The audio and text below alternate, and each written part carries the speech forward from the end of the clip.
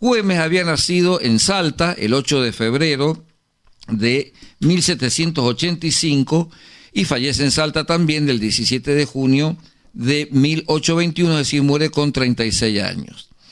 Él venía de una familia acomodada, una familia salteña acomodada, y al punto tal que los jóvenes de esas familias acomodadas, no solamente de Salta, también de Tucumán. De todos lados. Exacto. Cuando comenzaban el secundario, por lo general iban a Buenos Aires. Martín Miguel de Güemes, con 14 años, se traslada a Buenos Aires y se incorpora a lo que se conocía en ese momento como el regimiento fijo. El regimiento fijo, que es donde hoy está la Torre de los Ingleses, como para que nos ubiquemos en qué lugar es. De qué lugar. Bueno, es así que él, perteneciendo a este regimiento fijo, participa de la primera invasión inglesa en 1806. O sea, participa defendiendo a Buenos Aires. Sí, defendiendo a Buenos Aires, por supuesto. Y hay un hecho que es histórico y que, según tengo entendido, no se repetió en ninguna otra parte del mundo, que es la siguiente. Estaba en el Río de la Plata, estaba anclada una de las fragatas inglesas llamada Justín. Sí. Pero el caudal del río bajó. Bajó la marea. La fragata quedó encallada ahí. No se podía mover. Y Güemes se da cuenta de esa situación, siendo teniente, no estamos hablando del general, estamos hablando de un oficial joven. Y llama a su grupo, que es sargento, es soldado, y decide a caballo ir a atacar a la fragata Justín. Fue tal el impacto que sufrieron los ingleses que no se imaginaron que a caballo le iban a atacar la... O sea, fue la única oportunidad en la historia de la humanidad que se tomó un barco de guerra a caballo. Y ahí me acuerdo lo que vos decías siempre: si a las Malvinas se pudiera llegar a caballo, las Malvinas serían argentinas. Bueno. Vos sabés que no hay nada más temible que un argentino a caballo. Sí. Y así lo demostró la historia, ¿no? Y te cuento algo. Güemes hizo eso junto a un grupo de jóvenes oficiales y suboficiales del ejército, y le comunicó a su superior. Y el superior dudó. De que era cierto, ¿no? Claro. No, de que ¿cómo vas a ir a caballo? A caballo a atacar la fragata. ¿Van a ir fragata? a caballo, claro, a tocar la fragata? Claro. Sí, vayan. Entonces, según la historia extraoficial, el jefe le dijo, bueno, vayan.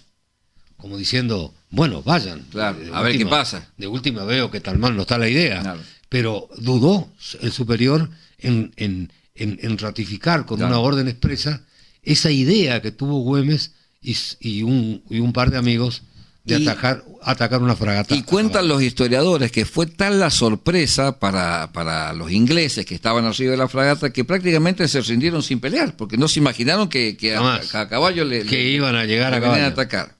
Bueno, también participa en 1807 de la segunda invasión inglesa, también siempre del lado argentino, bueno, en ese momento en Argentina, desde el lado criollo, digamos, y en 1808 él se enferma. Él tenía una enfermedad que era la hemofilia. Sí, señor. No le coagulaba la sangre. Sí, señor. Él se enferma gravemente, 1808 estoy hablando, y lo mandan de regreso a Salta para que se recupere. En Salta llega a ser gobernador de la provincia de Salta. Sí, señor, 4 años. 4 años, exactamente, muere con ese cargo de gobernador. Y en Salta, cuando comienzan las guerras patrias ya, primero con el ejército del norte y después la preparación del ejército de los Andes que iban a liberar Perú, él crea un grupo que se llamó Los Infernales. No sabemos si le puso él Los Infernales o la historia le puso porque los españoles le tenían mucho miedo. Eran los infernales. Eran los infernales. Fíjate vos cómo estaba formado. Se vestían de ponchos rojos. De ponchos rojos. También, por eso también se llamaban los ponchos rojos.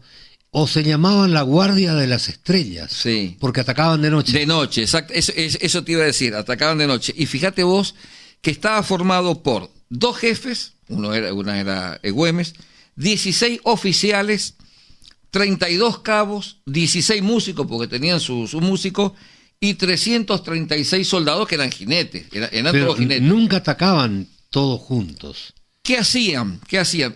Por eso digo, un verdadero héroe de la guerra gaucha. ¿Por qué? Del otro lado estaban las fuerzas realistas, que estaban bien pertrechados, bien armados, disciplinados, pero con formaciones estáticas. Entonces, como vos bien dijiste, Javier, ellos a la noche paraban a descansar para poder dormir, cenar y demás, y estos infernales, en cualquier momento les aparecía, que conocían el terreno de Salta como ninguno, como nadie, se preparaban. Con caballos descansados. Con caballos, tenían los cobertores porque ellos atropellaban por los espinillos. Eso se ve por televisión. Sí. Si nos ponemos un poco de atención, se ve que en las fiestas patrias, los caballos salteños tienen toda una carona, así se llama. La carona, de cuero, que protege las rodillas y al caballo y el pecho del caballo, justamente para andar a toda velocidad, porque a través de el cuello y la cabeza lo pasaba, pero el cuello y el cuerpo del caballo se quedaba expuesto a los espinillos. Repito, como conocían esa zona como ninguno, hacían esa guerra de guerrillas que era atacar de noche, producir daño incendiar todo lo que podían. Y por eso eran conocidos como los infernales, como voy a decir, y volvían, porque ellos eran 336 en total, no sé si atacaban todos juntos, pero del otro lado el ejército español era mucho más numeroso, y bien pertrechado. ¿Y qué manejaban estos infernales? Manejaban el fusil, pero no tenían tantas balas y tantos fusiles. ¿Qué manejaban mejor? La lanza, las boleadoras y el cuchillo. El cuchillo y las antorchas para incendiar. Exacto. Dice que ninguna incursión de Güemes duró más de media hora. Duraban minutos. Sí. Y un relámpago. Venían, atacaban y se iban. Y otra cosa más. A los 10 minutos de otro lado, venían, atacaban y se volvían a ir. Y a las 2 horas o 3 horas de la misma noche, volvían y atacaban y se volvían a ir. Y después 2 o 3 días no los atacaban. Y el cuarto día le atacaban 3 o 4 veces. Con o sea, era asustarlo, era hostigarlo. Sí. Mirá, cuando San Martín se va a Mendoza, porque el jefe del Ejército del Norte, uno de los últimos jefes fue Belgrano, que fue sustituido por San Martín. Exacto. San Martín asumió el cargo de jefe del Ejército del Norte y estuvo un tiempo, se dio cuenta que por el norte era imposible llegar a Perú, que era el centro del poder español, y dijo: no, yo me voy a ir a Mendoza, voy a armar un ejército, como tenía pensado ya antes de venir a la Argentina, a través de planes que circulaban en los círculos militares, el plan Midland, entre otros, y desde Mendoza voy a cruzar los Andes y voy a ir a Chile. Y de ahí embarco a Perú. Ahora, mientras yo preparo el ejército de Mendoza, le dejó a su amigo, a Güemes, para cuidar la frontera con sus gauchos infernales, y con una orden precisa de San Martín: nunca les presentes batalla formal. Exacto. Porque te van a ganar. Vos llegá de sorpresa, hostigá, prendé fuego todo lo que podés, destruí todo lo que podés y te vas antes de que reacciones. 7 incursiones españolas fueron repelidas por Güemes y sus infernales. Sí, señor. 7 al punto tal que deciden retirarse y no volver. Ya nunca más ingresan a territorio argentino. Cuando muere Güemes, por los españoles y por algunos argentinos que también cooperaron en su traición, ya los españoles no podían atacar más por el norte, porque tenían que empezar a concentrar sus defensas en el Perú, porque ya estaba Bolívar un poco recuperado y viniendo camino a Lima, y ya estaba San Martín preparado para la invasión en plena inclusión con rumbo a Lima. Y entonces dejaron, cuando muere Güemes ya no fue necesario más Güemes, digamos, o otro Güemes, porque ya los españoles directamente desistieron de invadir Argentina por el norte. Bueno, queríamos hacer un recordatorio y un reconocimiento a Martín Miguel de Güemes, que es merecido, y como dije... Fue traicionado. Fue traicionado, y aparte... Le tirotearon la casa. Claro, la historia argentina, escrita en Buenos Aires, lo ralió durante mucho tiempo. Dice que Güemes estaba en su casa una noche común, para un ratitito. Una noche común estaba en su casa y aparecieron los tiradores y comenzaron a balear su casa. Y él, en vez de quedarse dentro de la casa, a ver qué hacía, a recibir ayuda de algún vecino, de sus guardias, etcétera, él salió, los enfrentó, logró huir y ahí recibe el tiro y estuvo 11 días debajo de un árbol agonizando y murió. Sin haber recibido, antes de morir, recibió el ofrecimiento de los españoles de darle dinero y llevarlo hasta Perú y curarlo si se podía y llevarlo con tal que abandonara su lucha. Y sin embargo, él decidió quedarse porque eso era la moral de la tropa. Claro. El jefe que huye es el jefe que abandona a sus soldados. En cambio, él quedó ahí para morir como fue, como un patriota. Exactamente. Bueno, tenemos nuestro musicalizador. Vamos a la segunda parte del programa. Roberto Chamamé Ferreira. Esta parte terminó. Continuamos con la segunda parte del programa. Vos sabés, Javier, que en el mes de junio se estableció el Día Provincial de las Áreas Naturales Protegidas. Hablo de la provincia de Misiones, pero también, como hablábamos recién, de las reservas nacionales. Esto viene de la Cumbre de Río de Janeiro de 1996, cuyo objetivo era proteger la biodiversidad de la selva, protegiendo la flora y la fauna de nuestros parques provinciales y parques nacionales. Y como vos bien dijiste recién, en este tema de proteger estas áreas naturales, hay mucha conexión entre nación y provincia. Operan, cualquiera fuera el color político de nación y de provincia, se coopera.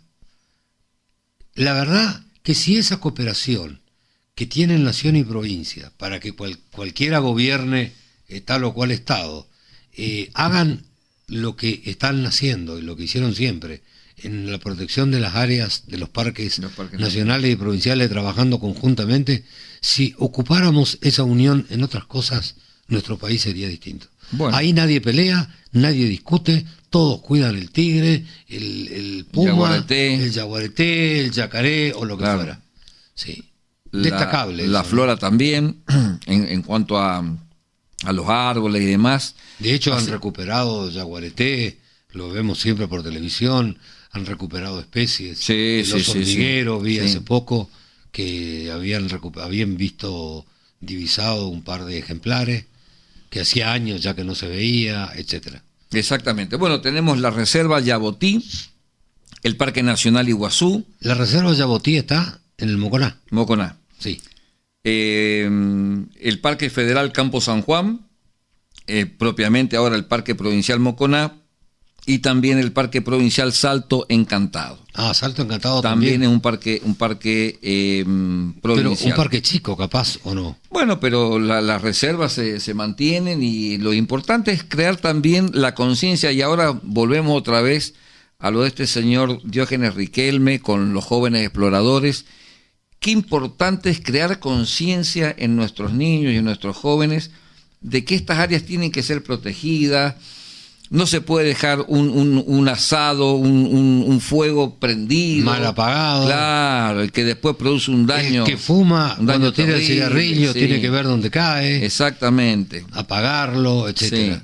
Porque los incendios causan estragos, pero daños irrecuperables. Sí, en los animales, en la flora, en la fauna, y también a nivel económico, ¿no? Porque vos sabés que he estado mirando por televisión algunas cosas que siempre publican de Liberá. Uh-huh. Y también el trabajo que se hace en el Liberá es importantísimo, ¿no? Recuperando y preservando especies que, de no ser por ese trabajo en conjunto entre provincia y nación, en este caso Corrientes, ¿no? Hubieran desaparecido.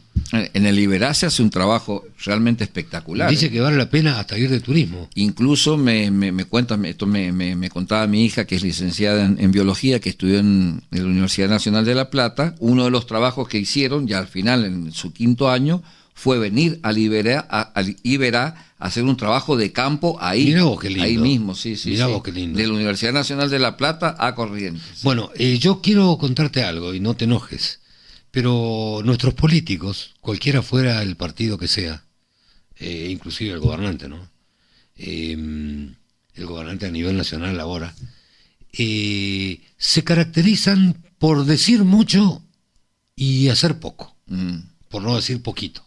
De todo, mira, si se hicieran la mitad de lo que dicen, seríamos Argentina. El FMI nos pediría plata a nosotros. Pero desgraciadamente dicen y no hacen. Ahora, en este tema, sí, en el tema de los parques nacionales, de la conservación de las especies en todo el país, dicen y hacen. Es más, claro, no dicen tanto como lo hacen. Claro. Y aparte también hay un interés que es digno de destacar, que es el interés turístico, porque si vos tenés para ofrecer estos parques nacionales, la gente quiere ir a conocer. Sin duda. Eso también es muy importante. Sin duda. En septiembre me avisaron unos amigos míos de Jung, del Uruguay, de mi pueblo, que van a venir a visitarme y que querían conocer el Moconá, fíjate, claro, vos. Claro. Ya no solo Iguazú, sino querían conocer lo cual genera también un ingreso de capital turístico. Absolutamente. Como decía Franco en España, la industria sin chimenea. Sí, señor. Del turismo. Bueno, te cuento, Javier, que también en el mes de junio está el Día del Escritor. Este Día del Escritor se conmemora en honor y recordatorio de Leopoldo Lugones, que fue el fundador de la Sociedad Argentina de Escritores. Leopoldo Lugones había nacido el 13 de junio de 1874 y muere el 18 de febrero de 1938. Pero, bueno, Leopoldo Lugones... ¿Hay una calle en Buenos Aires? Sí, en Córdoba también, Leopoldo Lugones. Fue el escritor de la Guerra Gaucha, que recién estábamos hablando de Güemes, Cuentos Fatales y Las Fuerzas Extrañas, entre otros, porque también era poeta. Y te cuento algo, ¿por qué también traemos a colación el Día del Escritor? Porque en nuestra ciudad también hay escritores. Ahora que viene la fiesta provincial del libro, en donde en algún punto de la ciudad solía hacerse en la universidad, después se hizo acá en el microcentro, se hace la fiesta provincial del libro, en donde tienen la oportunidad nuestros escritores, no solamente de Oberá, de la provincia, y también tengo entendido que invitan a escritores de provincias vecinas, para que vengan a exponer sus trabajos, sus libros y demás. Tenemos, por ejemplo, Ricardo Tito Kelm, a quien les mando un saludo porque somos amigos. Mira vos. Que escribió El Bucanero y las leyendas del cacique Oberá.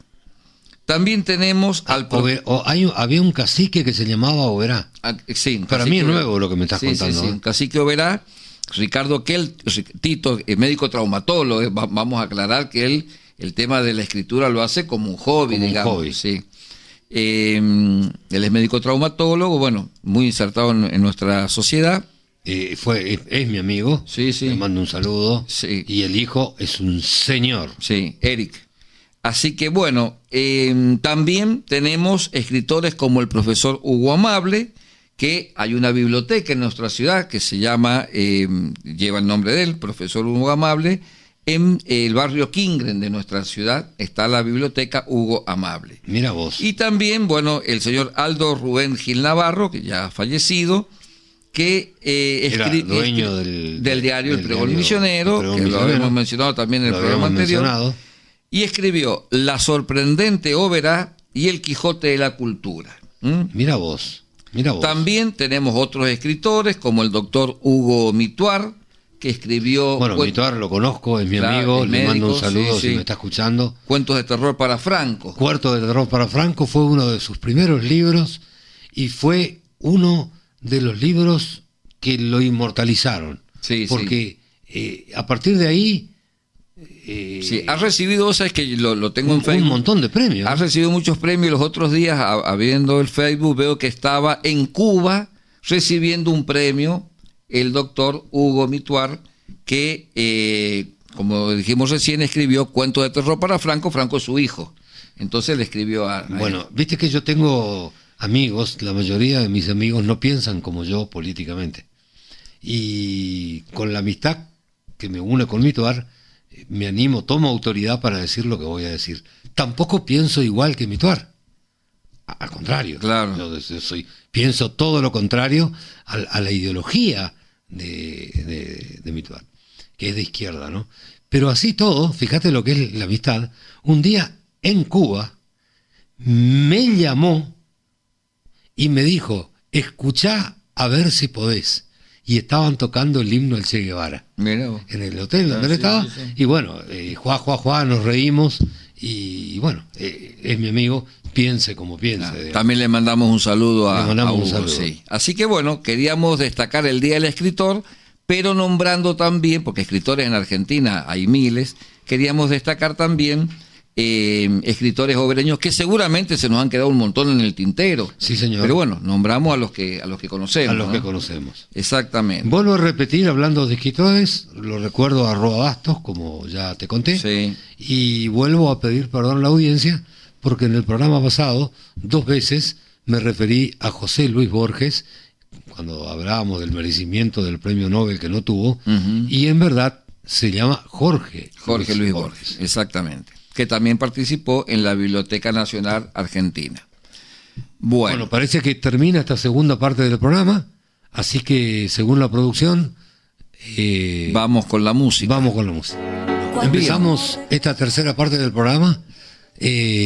Disculpame, colega, pero había llegado el mensaje de un oyente. Yo quisiera que vos lo leas. Llegaron muchos mensajes, sí, pero quiero que leas ese. Porque pide un tema musical. Dice, hola, buen día, señores historiadores, muy buen programa. Para acompañarlo de Güemes, si pueden pasarme el tema de Roberto Rimoldi Fraga, Oiga mi general. En esa canción describe lo que eran los soldados gauchos de Güemes, justamente. Bueno, manda saludos, contento por el programa. Te vamos a agradecer porque nos llamaste señores historiadores.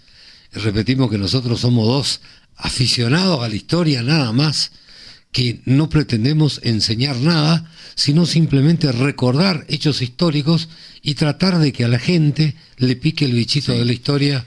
Y también transmitir, porque fíjate vos, Javier, los 2 somos egresados de la universidad pública, ¿no? Vos de Corrientes, yo de Córdoba. No pagué una moneda, un peso en mi carrera. Exactamente. Y yo creo que también es bueno retribuir aportando a la cultura en general, pero en especial a la cultura hogareña. Sí, señor. Este agradecimiento de haber podido pasar por la universidad, como vos decís, sin pagar, haber obtenido un título universitario para poder trabajar y ejercer. Hoy de paso lo saludé a Lindström, ¿viste? Cuando entramos nosotros, que él salía, le saludé a Lindström y cruzamos unas palabras. Y le digo, fíjate, porque él me dijo, che, qué temprano que vienen, qué responsables que son. Y le digo, fíjate lo que es el programa HDH. Ni ustedes ganan nada con nosotros, ni nosotros ganamos nada con ustedes. Sin embargo, no podemos dejar de hacerlo. Ni nosotros, ni ustedes. Lo pasamos bien y nos gusta hacerlo. Y nos gusta hacerlo. Te quería contar, Javier, que fíjate vos, esto es anterior a la fundación de Oberá. Se llama Caminos de Oberá, lo estuve viendo. Perdón, colega. Al oyente le vamos a pasar el tema dentro del programa, que se quede tranquilo. Oiga mi general. Sí, señor. Bueno, lo tenemos a nuestro musicalizador Roberto Chamamé Ferreira. Sí, señor. Bueno, te contaba que en junio de 1924, es decir, antes de que la ciudad de Oberá fuera fundada, ya se había conformado una comisión que fue conocida como Procaminos de Yerbal Viejo. Repito, un grupo de vecinos formaron una asociación que le llamaron Procaminos de Yerbal Viejo. ¿Por qué? ¿Cuál era la motivación de estos vecinos que llegaron, muchos de ellos suecos? Ahora los voy a nombrar, como por ejemplo Adolfo Lindström, que debe ser familiar de nuestro amigo Tony, amigos, sí. Juan Manuel Nilsson, Lisiando Blanchard, Einar Prick Nilsson y Juan Peterson, entre otros. ¿Cuál era el objetivo de formar o de crear este grupo Procaminos de Yerbal Viejo, porque en ese momento, recordemos, Oberá no existía. Oberá fue fundado en 1928. Esto fue en 1924. Existía la población, la población, pero incipiente. Era conocida como Yerbal Viejo, por eso el libro de Yerbal Viejo a Oberá. A Oberá. Bueno, este grupo se formó con la idea y la intención de armar lo que se llamó y conocemos hoy como las picadas. ¿Por qué? Que son los caminos, esos caminos rurales por donde transitaron durante décadas nuestros vecinos. ¿Por qué? Porque la gente tenía la necesidad de poder salir, y para poder salir o con tus productos para venderlos en una feria o para llevarlos a posadas. O para hacer tus trámites. O también, como dice el artículo que estuve leyendo, muchas veces había un accidentado, había una parturienta, sí, señor. Había un enfermo. Sí, señor. Y si vos no tenés un camino, es difícil para llegar a tiempo a un hospital o a una sala de primeros auxilios. Sí, señor.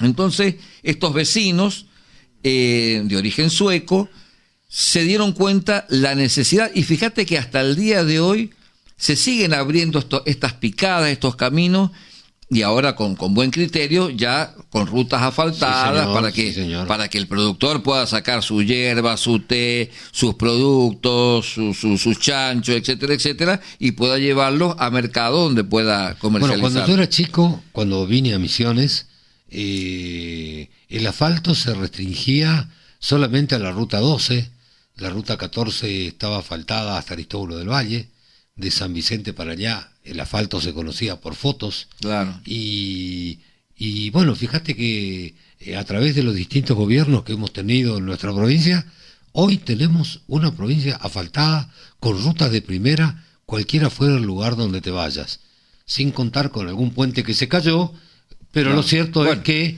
tenemos una provincia con un nivel de calles asfaltadas que no existen en todo el país.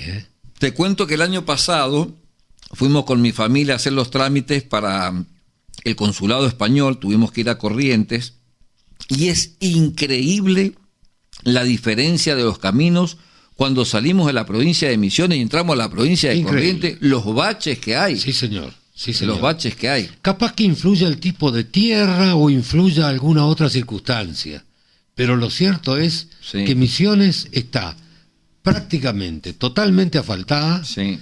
Y tenemos rutas buenas, tenemos entradas a los pueblos iluminadas y señalizadas, y tenemos una policía de Misiones que cuida nuestras rutas porque no existen delitos en nuestras rutas. No. Vos podés agarrar tu camioneta, tu auto a las 3 de la mañana y salir. Y salir sin ningún problema porque tenés una policía que te cuida en la ruta. Bueno, vos sabés que en marzo de este año fuimos con mi esposa en un tour a Brasil, fuimos a Ingleses, y también yo le decía a Cintia, fíjate vos, le digo, lo desastrosas que son muchas de las rutas brasileras, porque hablando del turismo, Brasil es espectacular, cómo te atienden, la hotelería que te dan, todo, la comida, en eso es espectacular. Ahora, las rutas que tiene Brasil son de terror. En algunos lugares tenés pozo directamente. Directamente. Y viajar en ese tipo de rutas, cuando llueve es un peligro, porque vos no ves el pozo. No, te lo tragás. Vos no ves el pozo y te... Se ve que este bichito de los caminos de Oberá, de Yerbal Viejo a Oberá, que se organizaron en 1924, es decir, ya pasó un siglo de esto, estos vecinos con buena visión y con un objetivo social también. Por eso hay que destacar, estas son las obras que quedan, lo que le va a ayudar a las generaciones futuras, y como bien decía, todos estos caminos, estas rutas, fíjate lo que es la autovía, es un lujo viajar a Posada por la autovía. Sí, señor. No tenés ningún peligro. Sí, señor. No tenés ningún peligro. Sí, aparte, no es por nada, pero... Iluminadas. Pienses como pienses, la realidad está ahí y no la podés negar. Posadas es una ciudad de punta gracias a todas esas obras que se han hecho en la costanera, en esos puentes peatonales, sinceramente, cuando viene cualquier amigo mío de otro lado y lo lleva a Posada, quedan maravillados. Sí. Ni se imaginan que es así Posada, ¿no? Hace 100 años atrás, en 1924... Con una costanera de 20 y pico de kilómetros, ¿no? Sí.